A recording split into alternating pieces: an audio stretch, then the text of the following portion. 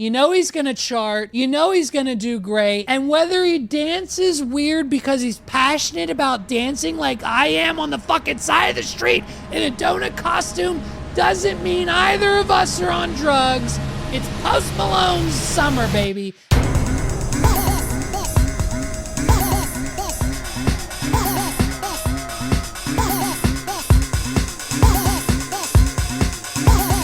This is the What Are We Doing podcast. Ladies and gentlemen, welcome back to another episode of the What Are We Doing podcast. My name's Levi McCurdy, and this is episode 144 episodes. Here we go. We're closing in on 150. We're almost there.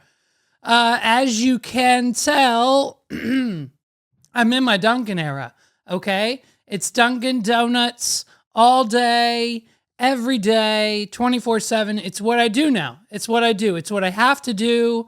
I'm contractually obligated. Not really, but it's what I have to do now on a daily basis. I'm in my Dunkin' era. If you thought for 1 minute bringing another Starbucks into central Pennsylvania was just gonna, continue to go well, you have another thing coming, okay? We've got another thing coming, Starbucks, because when you pop one up, 3 Dunkins pop up right beside it. So we've got 3 new Dunkin' Donuts popping up here in central PA and multiple new Starbucks coming soon. And so, of course, as you can see, I have now officially transformed into DJ Daddy Donuts. And so that's what they call me now. They call me DJ Daddy Donuts. And basically, it's I love it. I love the name. I love the creativity behind it. I am, in fact, a DJ. I am, in fact, a donut. I am, in fact, a father. So it makes sense to bring it all together. Triple D. No Guy Fieri here. Okay, I'm taking over. The show, he's had 87 seasons of diners, drive-ins, and dives. We're done now. Okay? Focus on Guy's Grocery Games and let me have Triple D, okay? Give me Triple D. Let me be DJ Daddy Donuts, okay? I need this title. Guy Fieri, please and thank you. And also, I need you to reopen your Guy Fieri's Mexico Riviera Maya location. I need the Playa del Carmen Guy Fieri's restaurant, reopen. I know it's permanently closed. Reopen it. I need 2 favors from Guy Fieri. I didn't plan on talking about Guy Fieri in this episode whatsoever, but this is how the brain works. The human brain works in this way. And so I need 2 favors from Guy. If you're listening, if you're not Guy Fieri, turn it off. But if you are, I need 2 favors. I need you to give me the rights to Triple D so I can be DJ Daddy Donuts, and I need you to reopen Guy Fieri's in Playa del Carmen, Mexico. Not New Mexico, not the United States, Mexico, the country. I know there's shit going on. I know they just murdered like 37 presidential candidates down there, but I need the Guy Fieri's in Playa del Carmen to reopen. Please and thank you. If not, we need it at least temporarily reopened for the month of July of 2025. Please and thank you, DJ Daddy Donuts. Listen, here's what happened. Last week, I got a call. I get a phone call from, for all intensive purposes, a man, we'll call him Peter, okay? We'll just say for all intensive purposes, that's his name. Peter gives me a call. He says, hey, Levi, I got a favor. I'm opening up a Dunkin' Donuts. It's brand new. It's in your town. It's right down the street. I'm like, hey, Peter, I know where it is. He's like, I know you do. You drive by it every day. I'm like, yeah, I do. And he's like, great. I need DJ Daddy Donuts to come, set up your DJ equipment, and just blast the ever-living shit out of your music. Just play whatever you want, get hype, jump up and down, bring your mom, do whatever you want to do. Be DJ Daddy Donuts at the Dunkin' Donuts grand opening on Monday morning. And I'm like, okay, Peter, why not? I'm not doing anything else. Not have anything else going on. If I check, let me check the calendar. Nothing. Nothing. Not a single thing going on Monday morning into Monday evening. It's nothing. So we agreed. We agreed from 8 a.m. to 12 o'clock. I would be there DJing a little 4-hour set. Now, did I get there early and start playing at 7 a.m.? Yes. Did Peter ask me to stay until 1 p.m.? Yes. Does that mean I stayed at Dunkin' Donuts and DJ'd and danced and didn't stop moving in the grass right next to the road? I was DJ Daddy Donuts for 6 hours. From 7 a.m. to 1 p.m., I was standing there in the heat, in the sun, in the humidity, in a donut costume, pretty much essentially, basically the same outfit I have on right now. Basically is what I had on doing this. Sandy Dunkel showed up. It was probably one of the most random, one of the most one-off, one of the most craziest things I've ever done. I got a phone call. I got a voicemail. It's like, hey man, I need you to DJ my Dunkin' Donuts grand opening. And to that I say, yes. And so I went. We had a blast. And so from 7 a.m. to 1 p.m., I stood on the edge of the street. I was right there. Like if someone would have swerved a little bit, I would have been dead. They would have hit me. And so basically I was out there playing songs. I was dancing. I watched all these people drive to work. And I have concluded a few things that I'm here to share with you now. And the first thing is 90% of these people driving to work, absolutely miserable. The people driving to work on a daily basis are absolutely miserable. You know who you are. I watched people drive by as a man dancing to Sabrina Carpenter's Espresso on repeat for 6 hours straight in a donut costume, dancing on the side of the road, and not a single person cracked a smile. 90% of these people are miserable. And look, man, if it's going to continue, you might as well take the car and just drive it right off the cliff, because things aren't going to get better. You got to get better for yourself. Now, there was a select few who were happy, and half of that group came to Dunkin'. They said, I'm happy. I see the dancing donut, aka me. They're coming in. They're getting their coffee. They're getting their breakfast sandwich. And now they're happy. The other happy group, landscapers. Every single landscaping company that drove by with their big pickup trucks and their trailers and their equipment on the back and their racks of weed whackers, the whole 9 yards. Listen, there is no less than 237 landscaping companies in Mechanicsburg, Pennsylvania alone. There is no less than 200 plus landscaping companies. I watched so many. This was Monday morning. I watched 87 drive by in an hour. I watched 17 landscaping companies drive by every 20 minutes. And every single one of them was out the window dancing with me. They were having a blast. They were happy to be alive. And they were ready to go. They were ready for their day. And it was an experience to see from my own eyes. Because, I haven't been out in the real world at 7 a.m. in a very long time, okay? It's usually not that early that I'm awake. But here we are. And it was experience. Old dudes actually are extremely happy as well. Any old guy who was like 65 to 70 who came through the Dunkin' drive-thru, they started dancing with me. They were grooving. They were filming. They were doing the whole 9 yards. They were happy as shit. But I mean, man, if 90% if 90% of those vehicles that didn't drive by weren't miserable.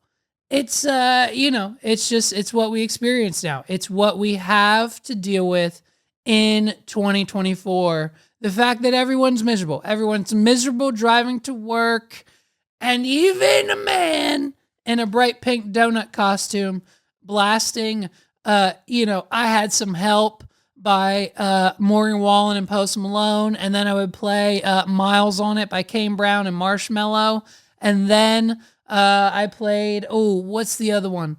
There's another song that I'm forgetting now. There's like 3 country songs of the summer that are like taking over our lives. And so, hold on, let me find out what that last one is because it's going to bother me. I just sent it to Megs. Hold on. Oh, Bar Song Tipsy. So Bar Song Tipsy by Shabuzi played that. Okay. And then Miles on It by Kane Brown, Marshmello. I Had Some Help by Post Malone and Morgan Wallen. 3 songs of the summer. 3 country songs of the summer. You want pop songs on top of that? Add Espresso by Sabrina Carpenter. And maybe a few other. Maybe Houdini by Eminem. People are seeming to like that. I don't need a 2001 Eminem rap in 2024. I don't know. I don't know. I'm biased on Eminem. We'll see where my opinion goes. But we've got a slate. We've got a slate of a solid 5 to 8 songs of the summer so far, at least on the pop side of things. I'm not sure how the rap game is after the whole beef shambles, but we'll see, man. We will see. Saw this story pretty early on in the week from, I think, the New York Times. And and it's quite literally maybe one of the best pieces, maybe one of the best stories, maybe one of the most appropriate things for us to talk about on this podcast, when the title of the article reads, Elon Musk has brought Starlink internet to indigenous tribes located deep within the Amazon rainforest. And this is 100% real, okay? And when you hear that title, you can't help but think, like, why? And so then my brain instantly went conspiracy theory, okay? My brain instantly went, like, this is all part of, like, Elon Musk, like, two-phase plan, right? He's going to gain the love and trust of the indigenous people by providing them with this magic box that gives them boobies, okay? So they can then tune them into future employees. They're going to turn them into future employees of his giga solar plant that he will inevitably build when he bulldozes 3/4 of the rainforest to make way for it. What better way to store power and provide the entire planet with solar panels, electricity, electric vehicles, electric this, electric that? He's going to need a rainforest full of solar panels. You know what I mean? And so what better way to store power than the sunniest place on Earth? So once he has the kids and teenagers and inevitably their parents of the indigenous tribes hooked on Instagram, we can essentially then manipulate them to do whatever you want. Because Daddy Elon just has to come in and say, hey, I'm taking these Starlinks back. Or actually, hey, I'm moving the Starlinks over here. And if you want to keep using them, you have to move over here too. And then when they move over there to go get the Starlink, he's going to come in with a bulldozy-doze and put in 500 acres of solar panels. Maybe just a theory. Now, I highly actually doubt Elon's going to cut down the rainforest, okay? Because if we cut down all the trees in the rainforest, it would indeed be much sunnier, since the dense canopy currently blocks a significant amount of sunlight. However, deforestation would lead to severe environmental consequences, such as loss of biodiversity, disruption in the water cycle, and contribution to climate change. While a cleared rainforest area might seem ideal for solar panels due to increased sunlight, the environmental impact of such an action would be catastrophic. Instead, it's better to explore solar farms in already cleared or degraded lands where, they won't cause further ecological damage. Of course, you know what I mean? Is exactly what I said. And so, obviously, so the New York Times did a piece. And so they did a piece where they went and they took a bunch of photos and interviewed a bunch of these indigenous tribe members in the Amazon rainforest who now have internet access. And obviously, along with the Starlinks, they of course dropped off, whatever batch of Obama phone, Android, whatever phones, probably a bunch of iPhone like 7s or something, whatever foundation, whatever third party service, this is all running through, that they now have access to the internet. And it's just utterly shocking that this is where we're at, okay? As the speeches dragged on, eyes drifted to screens. Teenagers scrolled Instagram, one man texted his girlfriend, and men crowded around a phone streaming a soccer match while the group's first female leader spoke. Just about anywhere, a scene like this would be mundane. But this was happening in a remote indigenous village in one of the most isolated stretches of the planet. The Marubo, I think is how you say it. The Marubo people have long lived in communal huts scattered hundreds of miles along the river deep in the Amazon rainforest. They speak their own language, take ayahuasca to connect with rainforest spirits, and trap spider monkeys to make soup or keep as pets.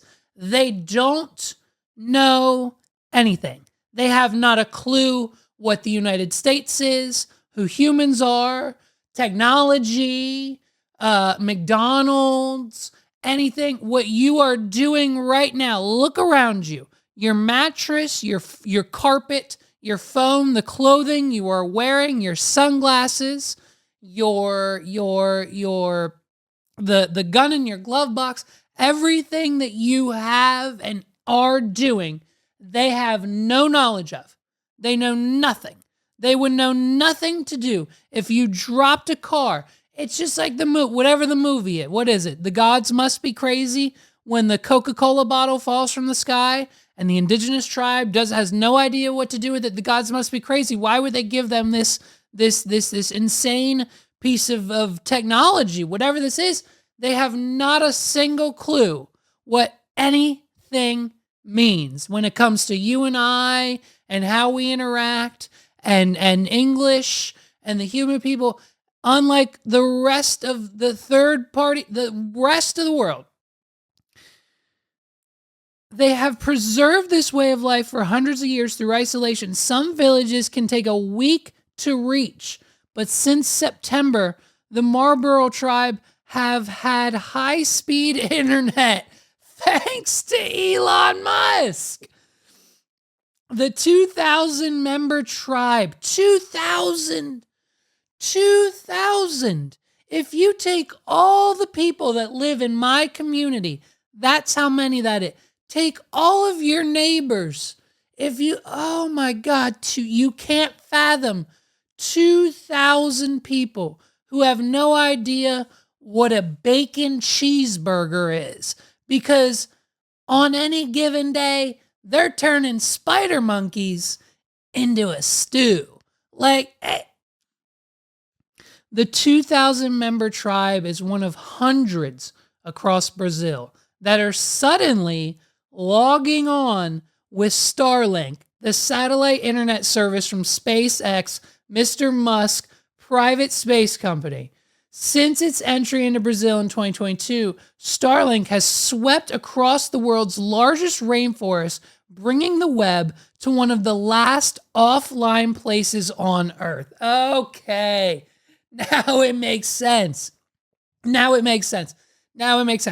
Elon wants the world to be connected so that when you and I decide to go to the rainforest, we can still call and FaceTime our friends from our iPhone 15 Pro Max Plus, whatever Apple intelligence that they're launching next week.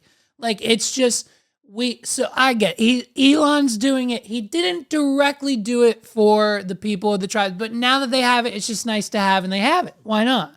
Why not? I mean, so naturally, like the article states, it was all uphill. It was all fine and dandy. When it arrived, everyone was happy. Everyone was happy. When it arrived, everyone was happy, said Tassinama Marbuo, 73, the leader of the tribe. I'm just going to call him the leader, okay? Tasuma, I'm going to call him. He's 73 years old. When it arrived, everyone was happy, 73 years old, sitting on the dirt floor of her village's Malacca, a 50-foot tall hut where they sleep, cook, and eat together.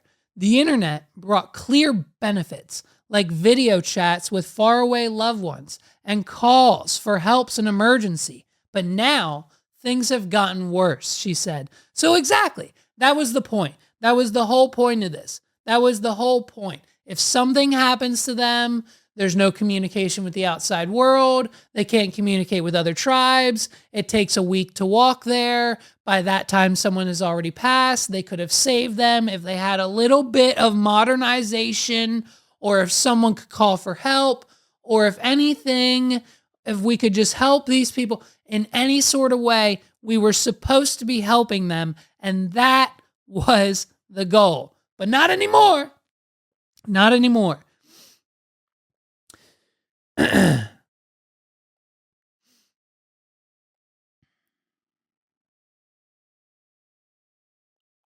Lately, the youth have become less interested in making such dyes and jewelry, she said. Young people have gotten lazier because of the internet. She said they're learning the way of the white people. Ow! Get him a Dunkin' Donuts hat. Get him a visor. The indigenous tribe has had the internet for 4 months. They just got it in 2024.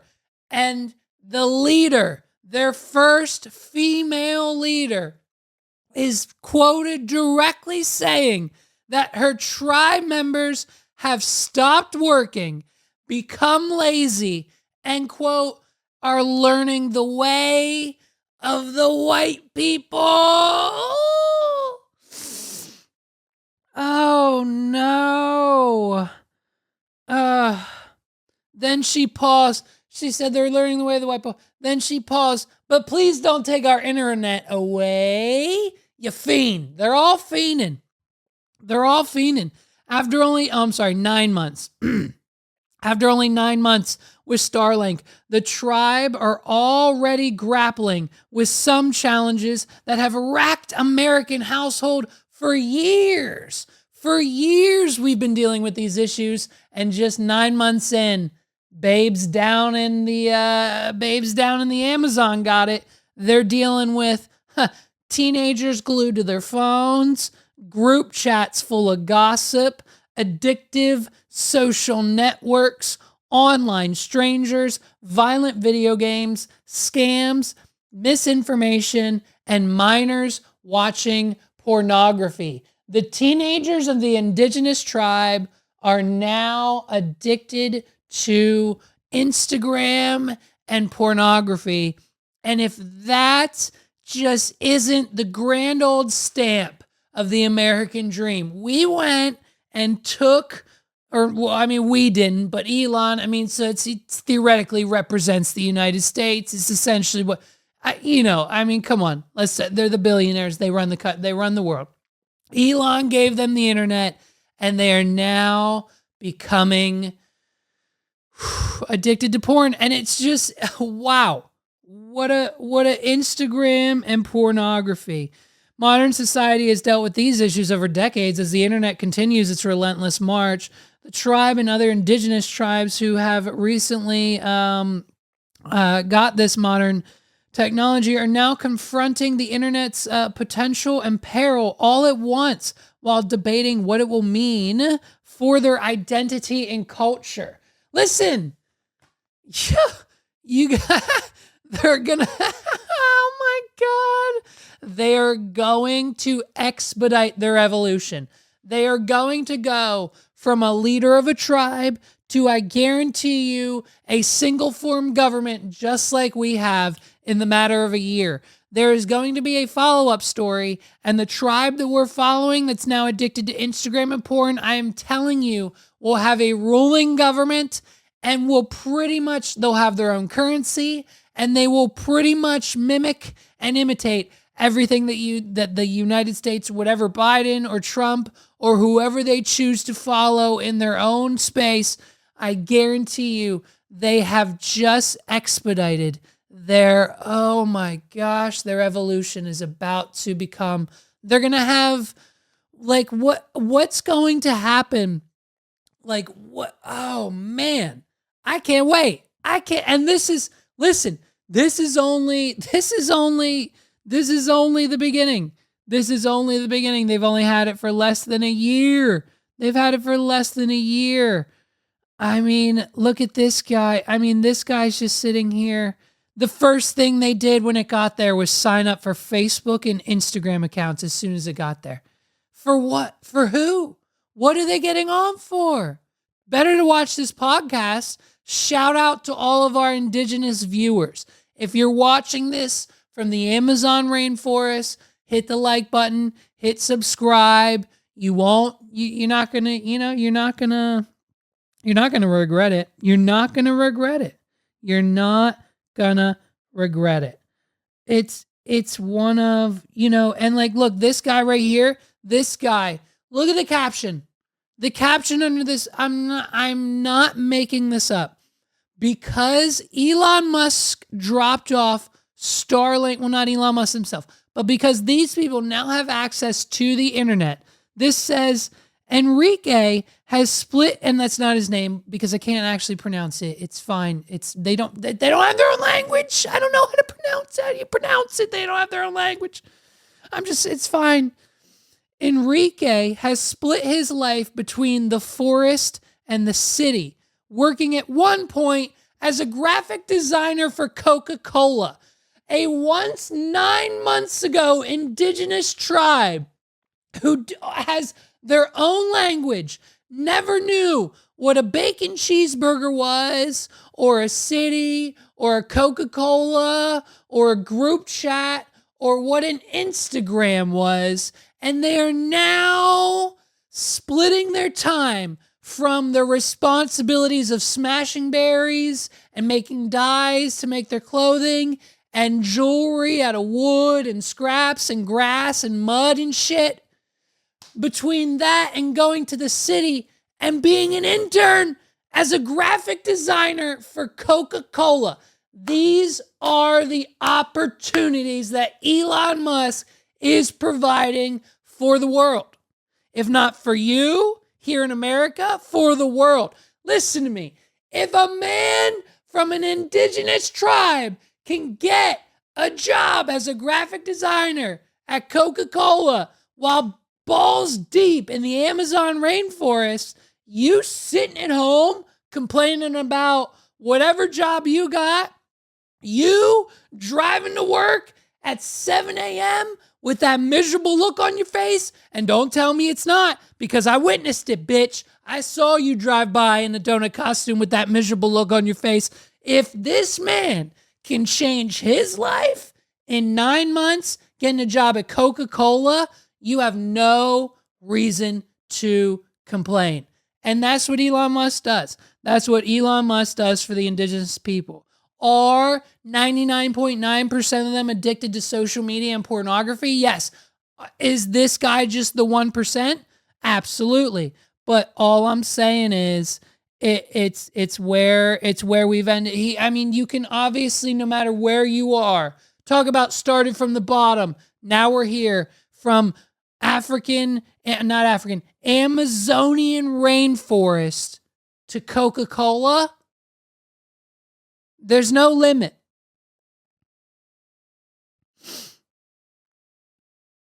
He is most unsettled by the pornography. He said young men were sharing explicit videos in group chats, a stunning development for a culture that frowns on kissing in public. We're worried young people are going to want to try it, he said, of the graphic sex depicted in the videos. He said some leaders had told him they had already observed more aggressive sexual behavior from young men. Alfredo and Enrique, as the heads of the as heads of the tribe association, were already political rivals, but their disagreement over the internet has created a bitter dispute.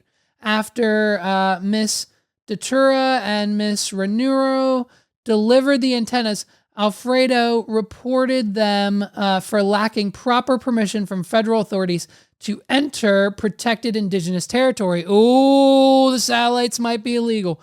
In turn, Miss Datura criticized Alfredo for interviews, and Enrique said he was not welcome at the tribal meeting. So there's drama. It's drama. It's creating drama within the tribe, and that's what the internet does. If the internet does one thing, it creates and stores and holds and is drama. This podcast creates drama. I'm sure there are people who have seen this podcast that think that don't agree, or think that what I'm doing isn't appropriate, or whatever it might be. We all got the drama. But listen, the porn was just the beta test, okay? First of all these indigenous, all the tribal members, all the male teens, you're going to see him jacking off, and you're going to see him fucking. You're going to see him fucking in the middle of the rainforest, and it's going to be hilarious. It's going to be hilarious. Like in Madam Web 2, when she inevitably goes back to the rainforest to get more spider venom because she's like getting her sight back or something, whatever she needs to do in the next Madam Web iteration, there's just going to be the tribal members are just going to be jacking one off in the middle of the rainforest, because now they've got Starlink, the internet, and are, waiting for Madam Web to show up. And so listen, the porn was just, and of course we can assume that was just beta. That was just beta. Now that these guys are typings, get them DraftKings. Get them DraftKings. Get them a promo code, send them a crate. Send them a crate of President Biden's prepaid Visa cards, get them the DraftKings app, and get them promo code WAD at checkout. Promo code WAD at checkout, first-time buyers when you get DraftKings, and get them signed up. Get them hooked on gambling, get them hooked on porn, get them hooked on social media, and you now have 2,000 more voters. What better way to get more votes than the indigenous tribes of the Amazon rainforest? I think the Brazilian government's going to love it. You're going to be boosting the economy. If you send $1,000 to each of those 2,000 tribe members, that's like $2 million. That's so much money for the Amazon economy. That's so much money. Get them on DraftKings. They'll match their losses. They'll keep going. They'll gamble till their hearts drop. Give them each $500 and get them subscribing. Get them on Netflix subscriptions. Get them on pro models. Get the economy in the Amazon rainforest. Now that we've got them on the free stuff, now that they know about the hub and the Instagram and all the other freeness, we need the freemium model to start kicking in. Send in the premium prepaid Visa debit cards, please. Let's go. DraftKings.com. Promo code WAD at checkout. You'll get $500 free gambling. It's not an ad. Don't actually do that. It doesn't exist. But this is the next steps. We're going to have an article next year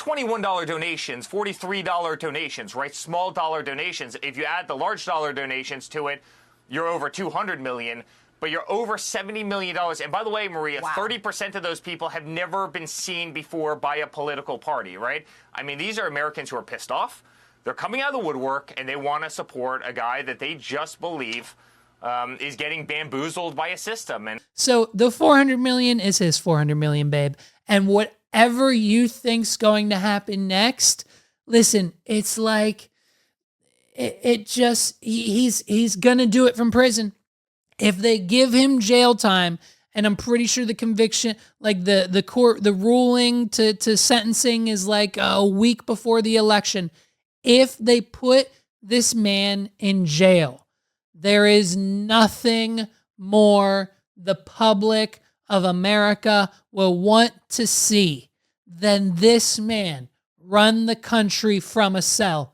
They will vote him into office. The American people will show up to vote. I swear to God, if Donald Trump is in a jail cell, that would probably be enough for me to vote, let alone everyone who's already going to vote for him, let alone everyone who's probably going to vote for Joe Biden again this year, is probably, if from a jail cell, will then change their mind. Because as soon as they, listen, whether Joe Biden shit himself or not, okay? If you watch the full video, it just kind of looks like he was sitting down.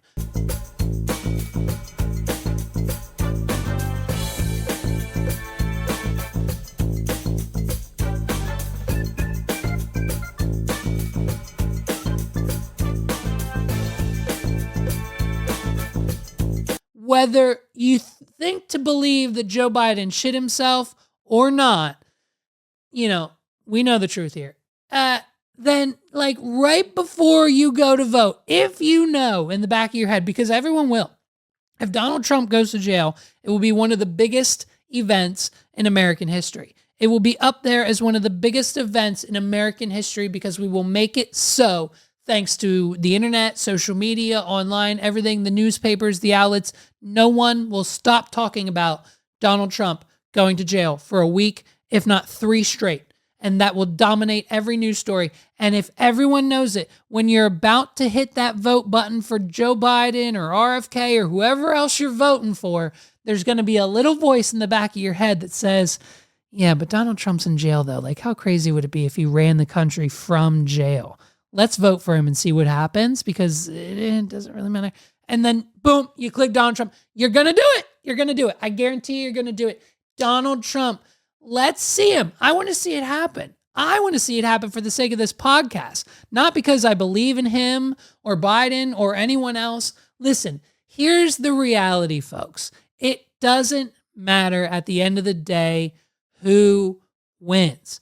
Every single time a Democrat gets into office, we wish it was a Republican. Every time a Republican gets 4 years, we wish a Democrat would come along and fix what the Republican's doing.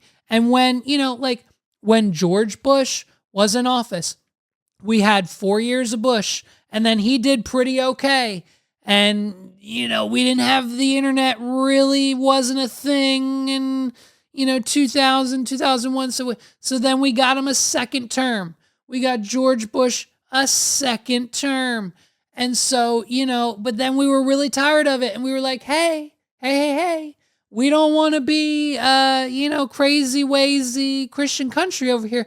Let's get a Democrat in power. Then comes Obama.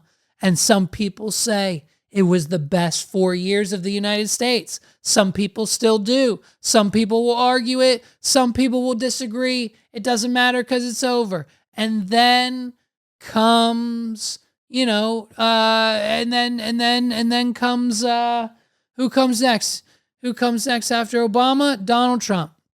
Donald Trump comes along because we were done with the Obamacare and everything he did. So then we put Trump's Republican tax shit into play, and that seemed great. And then everyone was like, wait a minute, Republican, pandemic, we need a Democrat back. So we got Joe Biden. And now things are kind of like, war. Democrats we love the war. And it's just an ebb and flow, people. It's an ebb and flow, and there's nothing we can do about it.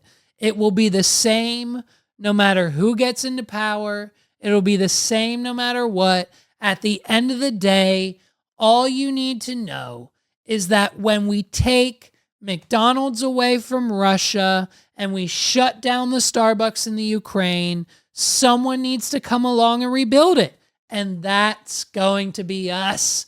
It's going to be BlackRock. It's going to be our contract. And the United States will prosper from these wars, no matter who's in office. And it doesn't matter. And so we want to see Donald Trump. We want to see zaddy trumpets do it from prison. We want to see him do it from prison. We want to do it. It's like, they think they're throwing the hammer at this man and he's going to lose his followers. They think if we convict Donald Trump, he's going to lose everything. He's going to lose his influence. He's going to lose his power. And we will be able to regain some normality to the United States Constitution. But instead, it's zaddy trumpets. You know what I mean?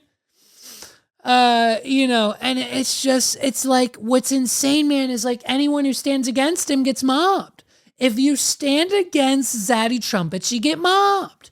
You get mobbed. Like, now, I don't know. I have no idea. I'm assuming it's money, but I have no idea what would have convinced or persuade Robert De Niro to go to the middle of New York City, exactly where the trial is happening, and put on a mini public press conference. I don't know exactly what he is doing.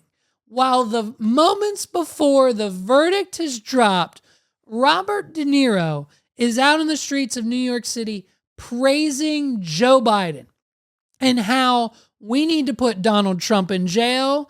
And if we don't vote Joe Biden into power once again for 4 more years, the country will perish.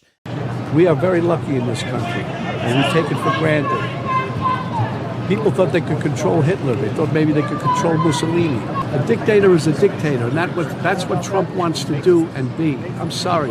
There's nothing good about it. Nothing good about it. And guess what?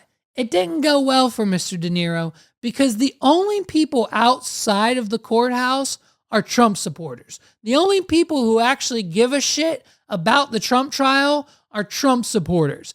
I think Robert De Niro might have shown up to potentially find that there might have been some Biden supporters there, but what he found was quite the opposite, and they essentially mobbed this 85-year-old man. I'm pretty sure he's 85. You're a softie! You're a nobody! You're trash! You're trash! You're done! You're done after this, my guy! Robert De Niro punched Donald Trump in the face!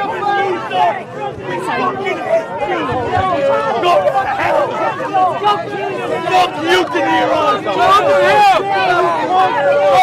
hell! He's 80. Woo, close. Damn it, I was over. Close, though. 80 years old, and I'm pretty sure he just had a baby.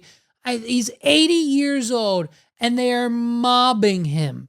Mobbing him. This, dare I say, washed-up actor. Some people still respect him because of the work, and I do too. I understand he had some great pieces in his day, but why in God's name he's in the middle of New York City praising Joe Biden when there's a Donald Trump trial, which AKA is essentially a Donald Trump rally happening just across the street, is insanity.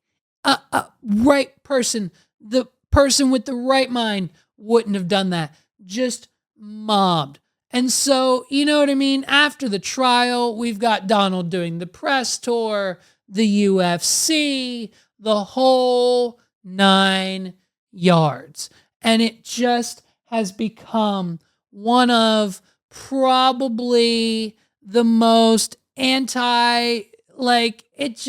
the establishment, my God, the process, the court trial, the everything going on, it's a joke. It's clearly a joke, and it's clearly a sign that the system is broken. You know what? We usually don't do this, and I may or may not. Let's see. This is live. I just got this. What time is it? 12:30. I just got this 30 minutes ago. We've been recording. It's an audio message from Sandy Dunkel. I have not clicked on this. I don't know what this is. I don't know what it could be. But let's click on this off the silent mode. Let's tap on it. Let's see what it is. Ready? Here we go. It's 24 seconds long. Here's an audio message. I haven't listened. I have no idea what this is. We're finding out together. Here we go. Blake Shelton and Post Malone's new song debuted last night at Nissan Stadium at the CMA Fest. And why wasn't I there? Why? Look it up. Oh, it's called, oh shoot, I already forgot. Pour Me a Drink or something like that, maybe. Okay, love you. See you. Bye. Sandy Dunkel coming in with the live report. That could have been anything. It could have been her singing. It could have been a straight song. We could have cut the whole thing. But instead, coming in with the heat, saying that last night Post Malone and Blake Shelton drop a song. I'm telling you, country songs of the summer, they're here. It's what we're doing. It's where we're at. They're hot. And the country artist hooking up with the pop artist, solid freaking move. It's about time we've hopped on the collaboration train. You know what I mean? Post Malone and who? Blake Shelton? What?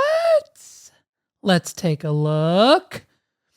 Post Malone and Blake Shelton perform unreleased song Pour Me a Drink. Oh, unreleased. Wow. Sandy coming with the exclusive. We all knew Post teased it on Instagram, Pour Me a Drink, a couple weeks ago, sharing a video of him pouring himself a drink, obviously. Listening to the song, singing along, and even doing a bit of air drumming. It's still unclear when the single will get an official release. So we've just got, this is exclusive. This is, okay, Sandy Dunkel coming in hot. Post Malone first made a special surprise appearance at the Nissan Stadium where he delivered a solo rendition of his song with Morgan Wallen. I had some help per the Tennessean. Posty then spoke a bit about his forthcoming country album, which we all knew was coming, before welcoming Blake Shelton on stage.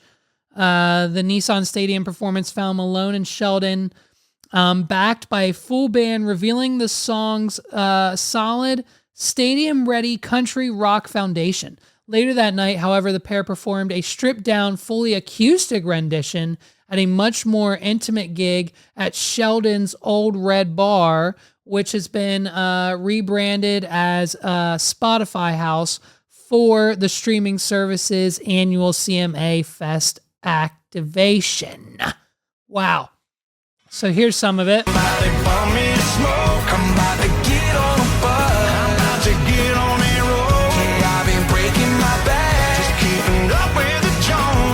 Hey, is Post Malone single-handedly saving country music? Is Post Malone single-handedly, listen, he's bringing it mainstream. He's collabing with the best of the best country artists. He's doing it the best. Who's excited? Who the hell is excited for a country summer? I know. Listen, we're done. We're taking a break. We've got to take a break. We've got to let the rap game heal a little bit. Eminem, fine. Let Eminem take the summer because who knows that, again, like I said, I'm kind of out on him, but it's fine. Let Eminem have the rap for the summer. It's fine because everyone else needs to just let the dust and wounds heal from that freaking war that we just had.